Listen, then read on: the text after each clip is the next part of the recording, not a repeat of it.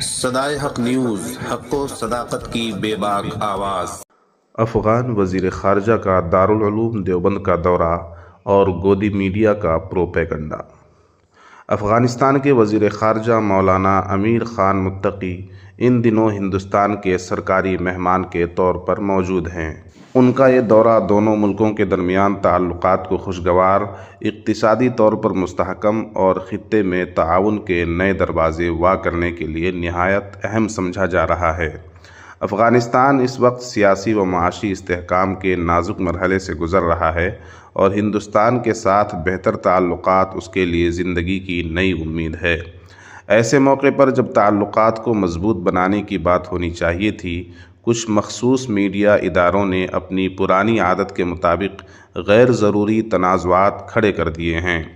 گودی media, جو اکثر سنجیدہ موضوعات سے زیادہ جذباتی سرخیوں پر زندہ رہتا ہے، اس نے اس بار بھی مثبت پہلوؤں کو پس پشت ڈال کر ایک بے بنیاد معاملے کو ہوا دینے کا کام کیا ہے۔ چند چینلز نے یہ افواہ پھیلائی کہ افغان وزیر خارجہ نے دہلی میں خواتین صحافیوں کو پریس کانفرنس میں شرکت سے روک دیا۔ حالانکہ وزیر خارجہ کی طرف سے ایسا کوئی بیان نہیں ہے جس میں انہوں نے خواتین صحافیوں کو منع کیا ہو، اور بعد میں خود افغان وزیر نے وضاحت کی کہ خواتین صحافیوں کو شامل نہ کرنا ایک انتظامی غلطی تھی، لیکن میڈیا کے لیے یہ وضاحتیں بے معنی تھیں، اسے تو صرف پروپیگنڈا کرنا تھا۔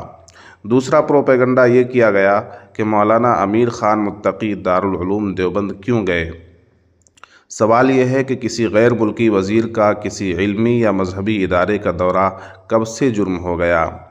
دنیا کے مختلف ملکوں کے رہنما جب ہندوستان آتے ہیں تو کوئی کسی یونیورسٹی کا معائنہ کرتا ہے، کوئی کسی مندر یا گرودوارے کا، مگر اس پر کبھی کوئی اعتراض نہیں کیا جاتا۔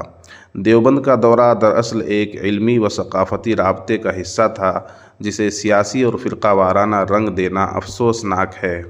یہ ملک کے لیے باعث فخر ہونا چاہیے کہ دارالعلوم دیوبند جیسا ادارہ دو ملکوں کے درمیان علمی و سفارتی تعلقات کی ایک مثبت علامت بن رہا ہے، لیکن افسوس کہ یہاں بعض سیاستدان اور میڈیا گروہ ہر اس چیز سے خائف دکھائی دیتے ہیں جو اتحاد، مکالمے اور باہمی احترام کی بات کرے۔